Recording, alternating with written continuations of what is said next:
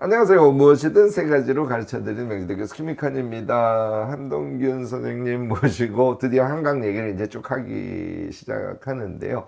이제 우리 노벨상 수상과 관련돼서는 여러 가지 이제 포괄적인 얘기를 했고요. 오늘은 한강의 소설에 대한 이야기를 좀 하고 싶어요. 왜냐하면 지금 엄청 사고 있거든요. 네. 베스트셀러 20위까지의 상당 부분을 지금 한강 소설이 10위 안에는 이제 한 개 내지 두 개 정도 이외에는 다 지금 한강 소설이죠. 엄청난 이 반향. 우스개로 다른 작가들은 지금 쓰나미를 맞았다는 얘기도 하더라고요. 이거 꼭 좋은 것만은 아닌 것 같다. 그런데 일단 매출이 이제 서점 매출이 엄청 올라갔기 때문에 저는 뭐 한국 사회에서 드디어 독서 문화가 잘 형성되어지는 큰 계기를 우리 한강 작가가 만들어줬다고 너무나 기뻐하면서 보고 있습니다. 자, 그런데 여기서 이제 문제. 제가 생각하기에 채식주의자나 또는 소년이 온다를 이제 발송을 받아서 집에서 책 펼쳤어요. 네. 그러면 펼치고 서너 페이지를 읽으면서 뭔 소리지? 이러실 분들이 거의 대부분 아닌가요? 네, 사실 한강 소설은 과거에 좀 전형적인 리얼리즘적인 그런 구성과 표현을 쓰는 소설이랑 좀 달라서 언뜻 보면 굉장히 난해한 소설이잖아요. 그렇죠. 네. 이거 극복할 수 있는 방법이 있을까요? 일단 이 김 교수의 세 가지 방식으로 말씀을 한다라고 한다면 일단 그 소설은 그냥 여러 개의 등장인물이 등장하기 때문에 이 한강 소설의 전반적인 특징은 어떤 소설이든 간에 대체적으로 하나의 시점으로 얘기하는 경우가 없습니다. 맞아요. 전통적 소설을 우리가 이제 읽었던 사람들이 이제 전공으로 문학을 전공하지 않으신 분들은 대부분 중고등학교 때 문학 교과서를 보고 문학이라는 게 이런 거구나 이렇게 생각을 하셨을 텐데 그 중고등학교 때 배웠던 소설의 특징은 대부분 하나의 시점으로 돼 있어요. 맞아요. 근데 이거는 우리 열심히 했죠. 1인칭 시점, 그렇죠. 전지적, 전지적 작가 시점. 작가 시점. 그거조차도 사실은 하나의 시점이에요. 그렇죠. 다 신의 하나의 눈으로 시점. 다 본다. 이런 건데, 이거는 어떤 소설이든 간에 대체적으로 보면 등장하는 모든 인물들의 다중적 시선으로 보고 있기 때문에 그게 일단 어려우신 그 이유를 거기서 느끼셔야 되고, 그렇다고 채식주의자도 그래서 옴니버스처럼 그렇죠. 여러 3부작으로 돼 있죠. 세 개의 시점이 그리고 각각의 안에도 굉장히 다층적인 시점이 그렇죠. 나타나고 예. 소년이 온다는 아예 여러 명이 또 시점이 있죠. 화자 자체가 8명인가 그렇죠. 7명인가 8명인가로 돼 있잖아요. 그러니까 완전히 다른 형식으로 돼 있기 때문에 어렵다 이 얘기를 해주셨고요. 또 그렇기 때문에 이 소설을 잘 읽으시려면은 각각의 등장인물이 보고 있는 그 시점을 요약하는 게 일단 필요합니다. 네, 그렇겠네요. 이거는 뭐 동호의 시점이다. 이건 뭐 누구 영예의 시점이다. 이런 어떤 시점을 선택하고 그것에 따라서 각각 인물들이 어떻게 이걸 보고 있는지 그거에 대한 요약이 되게 중요하고 뒤집어서 그런 상황 속에서 대립적으로 존재하는 나라고 하는 인물이 이 상황을 또 어떻게 이해하고 있는지. 그러니까 나라고 하는 사람도 어떤 사건이라고 하는 건 의미가 하나가 아닐 수 있는 게 상대방이 어떤 관점으로 나를 보고 있냐에 따라 가지고 다른 관계성이 생겨나거든요. 그러니까 그 인물의 시점으로 어떻게 이 소설이 이제 전개되고 있는지에 대한 요약이 필요하고 그거에 따라서 거기 대립하고 있는 내가 상황에 따라 가지고 어떤 인물로 또 거기서 관계를 맺고 있는지 이걸 정리하는 것이 이 소설을 한강 소설을 읽는 굉장히 핵심입니다. 사실 그래서 저는 오늘 함생님께 그런 걸 좀 요구하긴 할 겁니다만 기본적인 줄거리 어디에 포인트를 주고 읽어야 되는지 일종의 영화 같은 이제 좀 스포일 미리 해버리는 거죠. 그걸 한 상태에서 읽기를 적극적으로 권해요. 그래서 이런 거구나 하고 느껴지면 한강 소설은 훅 빠져들게 돼 있습니다. 그래서 여러분들 좀 오늘 그래서 여러분들이 한강을 이해하는데 조금 도움이 되는 영상을 만들기 위해서 오늘 함생님이 일반적으로 비평가들이 하지 않는 거예요. 그런데 오늘은 한국을 대표하는 비평가께서 여러분들이 한강을 잘 읽도록 하기 위해서 말씀을 좀 주시기로 이제 저하고 약조가 돼 있으니까 오늘 많은 얘기를 해주실 겁니다. 자, 한강 소설이 엄청 많은데 세 권만 우선 딱 권한다면 뭘 권하시겠어요? 김 교수의 세 가지인가요? 그렇죠. 우리는 항상 세 가지. 뭐 많은 소설들이 있지만 일단 히라보 시간. 역시 히라보 시간을 먼저 권하시네요. 그다음에 이제 소년이 온다. 소년이 온다. 그다음에 채식주의자를 채식주의자. 뺄 수는 없죠. 네, 네. 순서를 좀 그렇구나. 바꿀까요? 히라보 네. 시간, 채식주의자, 소년이 온다. 아. 예, 이렇게 예, 3부작으로 보시면 일단 음. 전체적인 어떤 프레임이 생긴다고 좀 말씀드릴 수 있을 것 같아요. 그래서 한강의 세계가 좀 많이 이해가 되면 그다음에 뭐 흰이라든지 사실 흰은 또 죽음 문제를 다뤄서 네. 이거는 좀 차원을 달리하는 좀 독특한 또 소설이죠. 문체도 굉장히 특이하고. 맞아. 네. 시, 뭐 네. 수필, 소설 이 경계를 막 왔다 갔다 하는 이상한 어떤 철학적 에세이 같기도 하고. 맞아요. 네. 그러니까 그거는 나중에 지평을 넓혀가기로 하고 우선 한강 소설 그러면 3권 지금 딱 짚어준 거 이거 이제 순서대로 읽어가시면 좋다 이렇게 말씀을 주셨습니다. 이게 쓴 시기는 어떻게 됩니까? 히라보 시간이 가장 먼저 쓰여졌고요. 아 채식주의자보다 먼저구나. 네, 그럼 네. 2000년대 전반이겠네요. 네. 그다음에 이제 채식주의자, 네, 그다음에 이제 소년이 온다 이렇게 되겠죠. 네. 그리고 최근에 나온 것이 이제 사삼을 다룬 작별하지 않는. 작별하지 않는다. 이제 크게는 그럴 수 있는데 네. 작별하지 않는다는 또 약간 또 차원을 달리해서 네. 지금 말씀하시는 3권을 먼저 읽으시면 아주 이 한강의 세계를 이해하는 데 큰 도움이 되겠다고 말씀을 주셨습니다. 우선 히라보는 어떤 소설이었어요? 이 소설은 이제 한강 소설에 대해서 지금 시적 문장이라는 얘기를 네, 많이 네, 쓰는데 네. 그 시적 문장만으로 거의 채워진 소설이라고 얘기할 수 있을 정도로 굉장히 그 압축적인 진술이 많고 여백이 많고 굉장히 사유가 많이 있는. 게다가 이제 이 소설은 굉장히 이제 이야기 에피소드가 좀 독특한 게 네. 히라보를 배우는 사람이 히라보를 배우면서 동시에 자기의 말을 잃어가는 과정을 보여줘요. 예. 그리고 히라보를 가르치는 강사는 또 시력을 잃어가는 과정을 보여줘요. 그러니까 한 사람은 시력을 잃고 한 사람은 말을 잃어가는 것인데 사실은 이 말을 잃어간다라고 하는 이 히라보 시간이라고 하는 이 얘기 자체가 네. 시라고 하는 것이 가지고 있는 특징이 사실은 말을 가장 아주 덜 사용하는 것이거든요. 네. 예, 그러니까 이런 주인공의 선택 자체가 시적 언어라고 하는 것들을 본인이 굉장히 쓰겠다 이 소설에서 이걸 주인공으로 등장시켰다고 볼 수 있고 이 소설을 이해하는데 약간 좀 제가 좀 연결시켜서 이해해 보시면 좋다고 생각하는 게 예전에 그 이창동 감독의 영화 시라는 영화가 있었는데 네. 그 시를 보면은 한 번도 시를 배워본 적이 없는 사람이 일반인이 이제 시인의 도움을 받아가지고 시를 쓰는 과정을 보여주는데 한 편의 시를 마지막에 완성한 사람이 사실은 이 알츠하이머를 이제 알아가지고 결국은 그것도 말을 잃어가는 과정을 보여주거든요. 네. 그러니까 시를 완성하기 위해서 일상의 언어를 잃는다고 하는 것이 어떤 의미인가? 그거는 보통 우리가 언어라고 하는 것들을 많이 일상 세계에서는 언어를 많이 사용해가지고 자기를 이렇게 부풀려 보이기도 하고 이 세계는 그 말을 잘하는 사람들이 또 성공하기도 하고 네. 또 법정이라고 하는 거는 그 사실 자체를 위한 싸움이라기보다는 말을 통한 논리의 싸움이 사실 승리하는 세계잖아요. 그러죠. 예. 그러니까 이 말을 잘한다라고 하는 게 현실 세계에서 큰 파워를 가지고 있긴 하지만 작가의 관점에서 보면 말을 잘한다고 해서 그것이 이 세상의 진실이나 사실을 보여주는 것은 아니거든요. 또 교과서에 기록되어 있는 그 역사책이라고 하는 것도 보면 굉장히 힘센 사람의 기록이지만 그렇죠. 그것이 이 세계의 진실 전체를 담고 있는가 일단 우리가 의문을 가질 수 있고 작가는 늘 그렇게 언어에 대해서 오히려 회의하는 사람이기도 해요. 네, 네. 예, 그래서 네. 이 히라보라고 하는 것을 이제 배우는 과정. 히라보는 지금 한때는 굉장히 문명의 대표적인 언어였지만 네. 지금은 잘 사용되지 않는 어떤 네. 그런 언어가 죽은 되었는데 언어라고 되었는데 네. 그런 그 어떻게 보면 굉장히 예전에 생각해 보면 되게 이상적이면서 또 보편 언어의 성격을 가지고 있던 그 언어에 우리가 도달하면서 동시에 일상 언어를 잃어가는 이 과정이 가지고 있는 굉장히 함축적인 메타포가 있죠. 네. 예.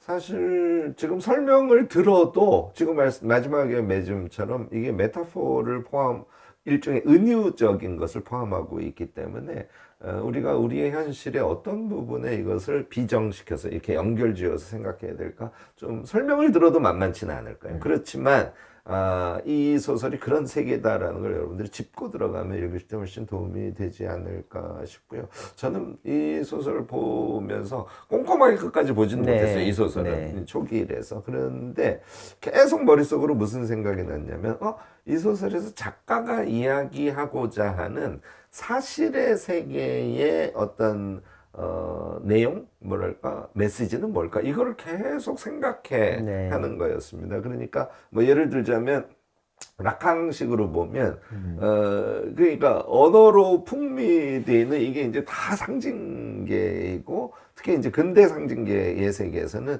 결국은 이성과 논리가 그렇죠. 권력이 되는 그런 네. 구조. 그런데 현대 사회가 되면서 이제 락강식으로 얘기하면 조금 더 실제계에 가까워지는 것으로의 인간의 추구가 나타난다고 하면 사람들의 감성, 감정의 세계 이런 것들이 이성의 세계와는 또 다른 차원에서 그 인간의 본래의 모습을 보여주는 것일 수 네. 있다는 그런 식의 이제 사유들이 현대 사회가 되면서 이제 많이 풍미하고 있거든요. 네. 그러니까 한강이 이 소설에서 보려고 하는 히라버로의 어찌 보면은 복귀 그리고 현대의 어떤 상징계의 체계, 이성 체계, 네. 뭐 논리 체계 이런 것으로부터의 어떤 탈주랄까 네. 뭐 이런 것들이 큰 틀에서는 막 믹스돼. 네, 어찌 보면 네. 굉장히 현대 사상적인 어떤 취향을 소설 안에 잘 네. 담은 네. 그런 것이라고. 아유, 뭐 엄청난 평론을 하고 계신데요. 죄송합니다. 아닙니다. 저도 한강 얘기를 조금 하고 싶고 사실은 네. 이런 얘기를 서로 주고받는 것을 좀 듣고 소설을 네. 보면요 훨씬 일단 쉽게 읽히고 함의에 조금씩 다가갈 수 있어서 이런 말씀을 네, 드린 네. 거라고 좀 외람되지만 좀 얘기를 보탰고요. 시간이 너무 많이 지나는 것 같아서 조금 속도를 내겠습니다. 그 다음이 이제 또 난공불락이야. 네. 채식주의자. 네. 얘는 또 후반에 가면 아마 채식주의자를 어쨌든 인내를 하면서 끝까지 읽으신 분들은 마지막에 다시 퐁 하고 가셨을 텐데 그러니까 나신을 하고 거기에다 그림을 그리고 결국은 형부와의 육체적 관계를 맺게 되는 이제 이 상황까지 묘사가 되거든요. 그러니까 이게 도대체 윤리적으로 내가 어디까지 받아들여야 되고 여기서 한강이라는 저자가 우리에게 던지는 메시지는 뭐지 하는 게 한 방에 마지막에 확 헷갈려 버립니다. 그러니까 이런 것들을 조금 갈래타개를 하고 저는 채식주의자는 보시기를 권해요. 그래서 우리 함동균 평론가께 채식주의자 읽는 법을 좀 구해보도록 하겠습니다. 네. 이건 뭐 쉽지 한 번에 또 설명을 쉽지는 어렵죠. 않죠. 네. 예. 근데 채식주의자가 우리가 뭐 알고 있는 정말 일반적으로 비건 단순히 이런 얘기는 아니고 예, 채식주의자의 제일 중요한 문제의식은 그 폭력에 관련된 문제라는 생각이 듭니다. 그래서 돌아가신 고 황현산 선생님이 네네. 사실은 그 트위터에 팔로워가 40만 년 되셨던 이제 그런 분이셨는데 열심히 팔로우하셨던 분인데 최근 다시 회자가 되고 있더라고요. 많은 사람들이 뭐 우리 시대 사상가죠. 네. 우리 네. 이제 젊은 분들이 잘 몰라서 그렇지. 그렇죠. 네. 예. 그래서 이게 그 채식주의자가 나오던 당시에 짧은 트윗을 하셨는데 아주 좋은 페미니즘 문학의 교본이 될 수 있는 그런 작품인데 그 얘기를 별로 하고 있지는 않다 이런 얘기를 하셨어요. 네. 이 소설은 기본적으로 이제 폭력 또 의도하지 않았지만 역사의 폭력이라는 게 문명사의 폭력이라고 하는 게 이렇게 가부장이라든가 남성이 그렇죠. 가지고 아무래도. 있는 그런 힘에 의해서 폭력이 많이 가해졌기 때문에 그런 폭력에 저항하는 이제 한 여성의 모습을 보여주는 건데 저는 그렇지만 이제 좋은 문학은 사실 페미니즘이란 말을 굳이 쓰지 않더라도 늘 좋은 문학 작품이 그런 폭력에 저항하는 어떻게 보면 그렇지만 섬세하게 폭력에 저항하고 있기 때문에 그 저항의 논리라고 하는 게 상식적으로는 잘 보이지 않거든요. 네. 여기 이런 것들을 근데 이제 문학 작품을 읽을 때 표면적으로 일어나는 어떤 에피소드 방금 말씀하셨던 것처럼 뭐 형부와 처제가 몸을 섞는다. 이런 걸 가지고 이 작가가 윤리적이냐 아니냐 이런 이제 단선으로 보기보다는 어떤 역에서 질문을 하고 있는지에 대한 이제 네. 예, 문학 작품들이 어떤 질문을 하고 있기 때문에 네. 그런 네. 거를 이제 봐야 된다고 생각하고 여성적 어떤 그 저항이라고 할까요? 네, 예, 네. 여성적 목소리를 아주 그 새로운 감수성으로 보여주는 그런 작품의 구도 속에서 이것을 봐야 된다 생각합니다. 네. 그리고 뭐 저는 한편으로는 그 주인공과 주인공 언니 두 사람의 대비도 조금 유심히 볼 필요가 있어서 그냥 전형적인 페미니즘적 주장을 메시지에 그렇죠. 갖고 있지는 않거든요. 그렇죠, 그러니까 이 당연히. 소설이 사실 저는 한강의 소설이 갖고 있는 그런 중의성에 네. 굉장히 주목하는데요. 그래서 사실 그 제일 앞에 나온 대목부터 좀 헷갈릴 거예요. 그러니까 채식을 먹겠다는 것은 동물의 피, 좀 지구의 환경 이런 걸 우리가 좀 조심해야지. 여기까지는 우리가 다 같이 생각을 하거든요. 네. 근데 갑자기 이 영애가 자기가 식물이 되어가는 것에 대한 자의식을 갖는 장면이 나와요. 그러니까 이제 여기까지 가면 이거 뭐지? 내가 이걸 어떻게 이해해야지? 그러니까 식물화된 인간에 대한 상상 뭐 이런 것들이 좀 힘들 텐데 네. 뭐 좀 이렇게 잘 해설을 해주실 수 있을까요? 식물화된 인간, 이제 저는 이런 생각을 하는데요. 이제 보통 우리가 그 문학 작품 읽을 때 잘 이해가 안 되는 그런 장면을 보게 되면 우리가 뭐 그런 소설 그로테스크 소설이라고 그러거든요. 네. 근데 그로테스크 소설. 근데 이 그로테스크라고 하는 게 이제 독자의 관점에서 어떤 걸 볼 때 그로테스크가 이제 생겨요. 이해가 안 되니까. 근데 작가의 입장에서 볼 땐 그로테스크가 어떻게 발생하냐면 그 작가는 그런 식으로 글을 쓸 수밖에 없기 때문에 필연적으로 글을 쓰게 됩니다. 네. 좀 이해하시기 어려울 수 있는 얘기일 수도 있는데 한강 작가 같은 경우는 작품을 쓰면서 굉장히 몸이 아프다, 많이 앓는다고 얘기를 하거든요. 근데 이 사람이 식물이 된 자기 몸 이런 이제 소설을 쓰게 될 때는 작가라고 하는 거는 일반적인 사람들이 인간의 눈만을 가지고 있다고 생각하면은 네.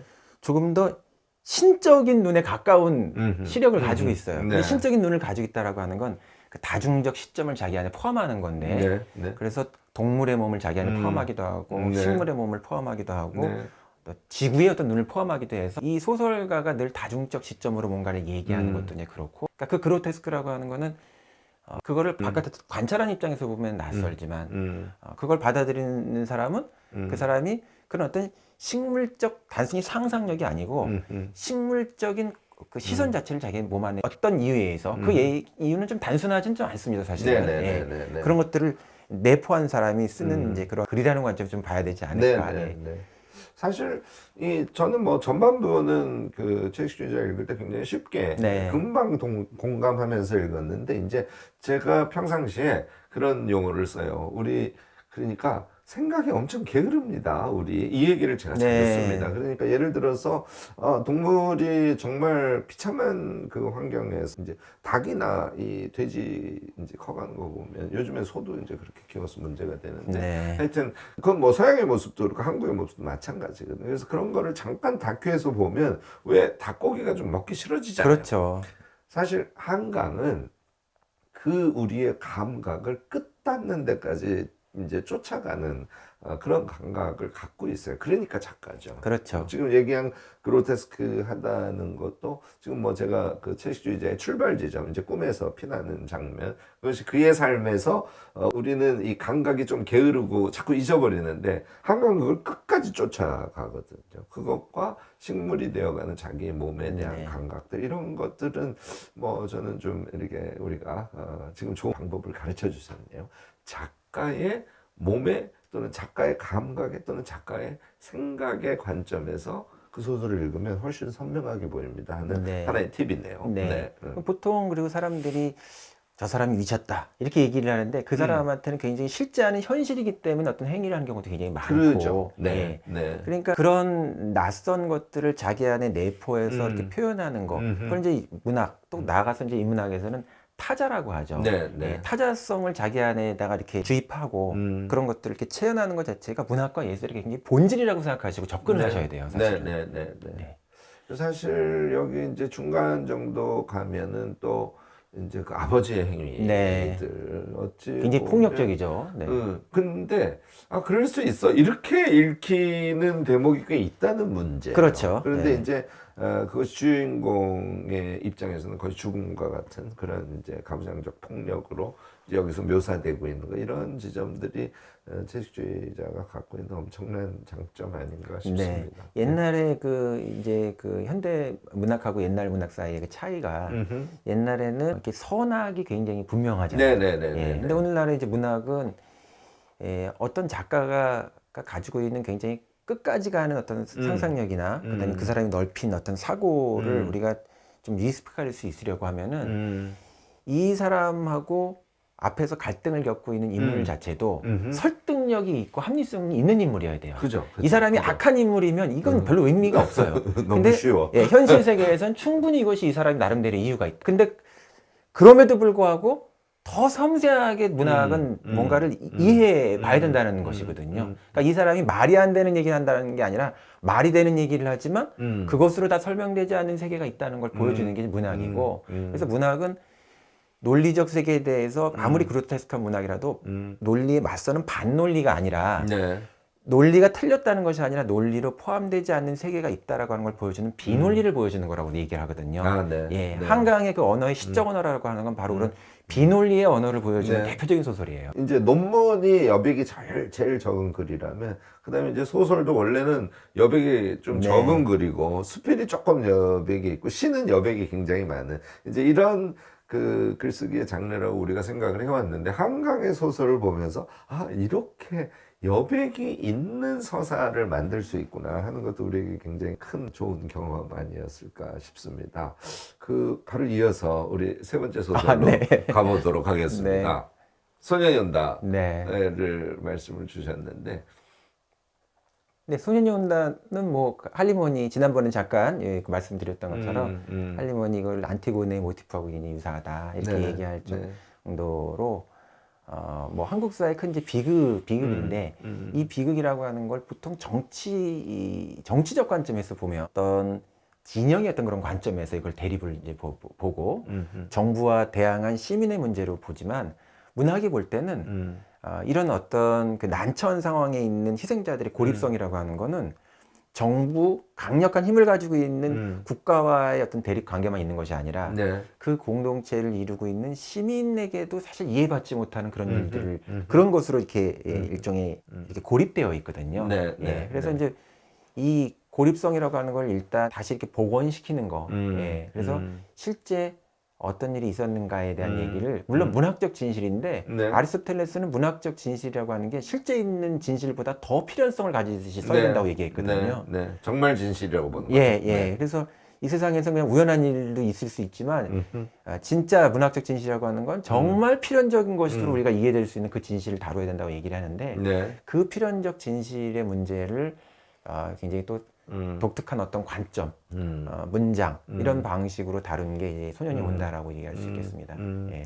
이 소설은 이제 그 아까 그 다중적 시선을 계속 이제 말씀을 해주셨는데, 아예 그 화자가 선명하게 다른, 그래서 여러 명의 시선으로 5.18을 바라보고, 그것도 이제 묘사적이라고만 얘기하기에는 그렇죠. 너무 깊이가 있는, 그러니까 너무 엄청난 문장들이 있죠. 사실은. 엄청 순간들을 정말 저 깊이까지 들어가서 묘사를 함으로써 엄청 길게 설명을 하기도 하고, 어떤 건 찰나적으로 설명하기도 하고 하는 그런 기법들이 정말 멋지게 들어가 있는 소설 아닌가 싶습니다. 저는 그래서 얘를 혹시 영화의 이미지, 예술 이미지로 표현을 한다면 어떻게 될까 하는 생각을 자꾸 하게 되더라니까요, 이 소설은. 네. 그래서 되게 기대가 되는 네. 장면이기도 합니다. 그렇죠. 그리고 이제 이 소설의 가장 인상적, 예전에 제가 이제 이 얘기를 비평한 적이 있었는데, 이제 문학 특시가 다루는 영역. 네, 이건 소설이지만 굉장히 시적이라는 얘기를 자꾸 할 수밖에 없는 네, 것이 네, 네, 네. 소설의 그 리얼리즘이라고 하는 건